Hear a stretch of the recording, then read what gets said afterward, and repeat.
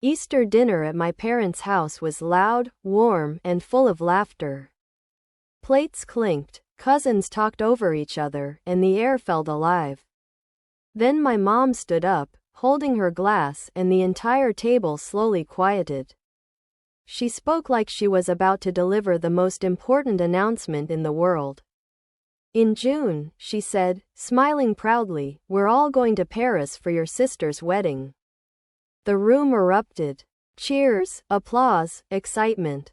Everyone started talking at once. My sister sat there glowing, like she was already standing under the lights of her perfect day.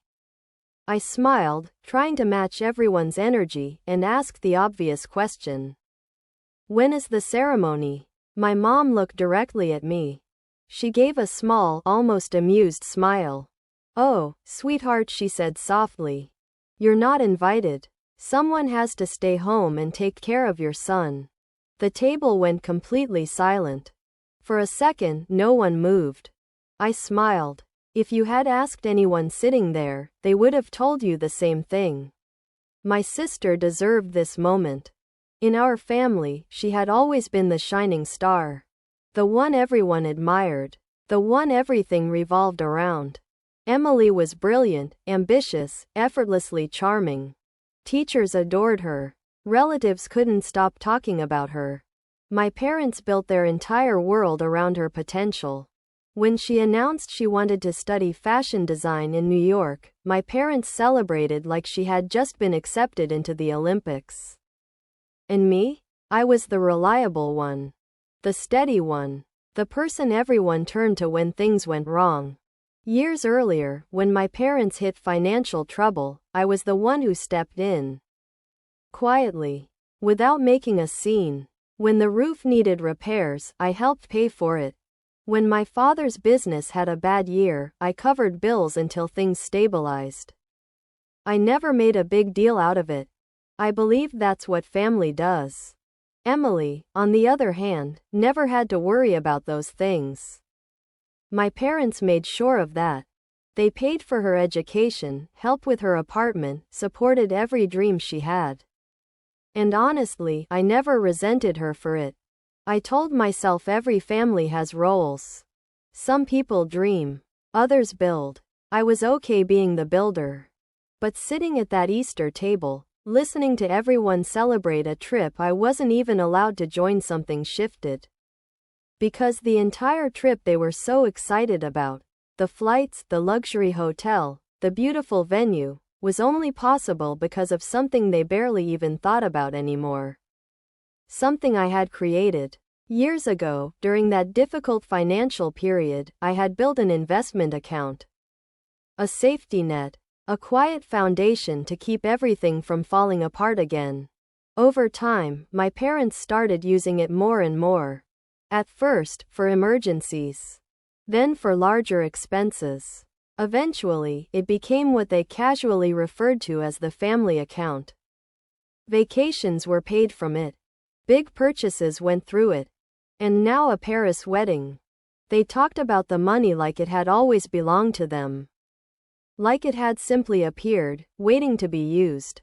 But there was one detail they didn't fully understand. The account had always remained under my name. Legally, I had just given them access. Which meant something very important. The moment I removed that access, everything could disappear. I didn't react right away. I picked up my fork and continued eating, as if nothing had happened. Slowly, conversations resumed around the table, though something in the atmosphere had changed. A few people looked uncomfortable. Others pretended everything was normal. My sister kept talking, excitedly describing Paris, the venue near the river, the hotel with the view, the dress she had already ordered. My parents listened with pride, smiling like they had personally built the Eiffel Tower just for her wedding photos. I nodded along quietly, but my mind was somewhere else. After a while, I leaned back and spoke. "So how much is this whole trip costing?" My dad laughed. "More than we expected," he admitted. "Flights, hotel, the venue, it adds up. But it's worth it." My mom waved her hand dismissively. We planned ahead, she said confidently. The money's already there. My sister smiled, almost smug. It's going to be the most beautiful wedding this family has ever seen. I nodded slowly. That's good, I said calmly. Because you might want to double check where that money actually comes from. They all looked at me, confused. What do you mean? My dad asked. I took my phone out and placed it on the table.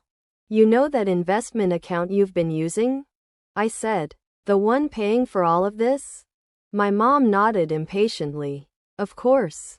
Well, I said quietly, there's something you should know.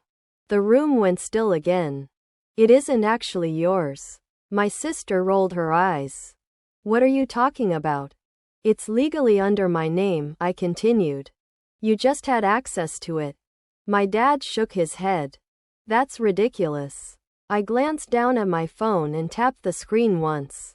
Not anymore, I said. A few seconds later, my mom's phone buzzed loudly on the table. Then my dad's. They both looked down at their screens. And just like that, every smile disappeared. What is this? My mom whispered, her face draining of color. My dad's expression changed the same way. The notification was simple. Access removed. No one spoke. My sister leaned forward, confused. What's going on? My dad looked at me slowly. What did you do? I removed access, I said calmly. My sister let out a nervous laugh. Okay, funny. Seriously, what's happening? I looked directly at her. The account paying for your wedding was never your money. My mom shook her head. That's not possible. It is, I replied. You've been using funds from an account in my name. My sister's face went pale. Wait, the deposits? The flights? Yes. Her voice rose sharply. Then fix it. My father slammed his hand on the table. This is not the time for games. This isn't a game, I said quietly. My mom's voice trembled. You're ruining your sister's wedding. I looked around the table, meeting each of their eyes. No, I said softly. You already decided I wasn't part of it. My sister stared at me in disbelief. So you're doing this out of spite? I stood up slowly. No, I said. I'm just adjusting the budget according to the guest list. I didn't wait for their response. The silence behind me felt heavier than any argument. Chairs scraped. Voices rose. But I didn't turn back. I walked to the door, grabbed my coat, and stepped out into the cool evening air. For the first time that night I could breathe. Behind me, chaos erupted. My sister shouting. My parents arguing. Phones ringing as they tried to understand what had just happened. But it no longer involved me. Not anymore. Over the next few days, my phone barely stopped vibrating. Angry calls. Long messages. Accusations. But not a single apology. Not one. And eventually, reality set in. Without that account, the Paris wedding collapsed almost instantly. The venue was cancelled. The hotel bookings disappeared. What remained was a small, simple ceremony. I didn't attend. And for the first time in years I stopped paying for everything. Months passed. Something unexpected happened. Life became quieter. No financial pressure. No hidden expectations. No feeling like I was the invisible foundation holding everyone else up. One evening, sitting alone with a cup of coffee, I realized something simple. For years, I had been trying to earn love from people who only valued what I could give. The moment I stopped giving, I finally got my life back.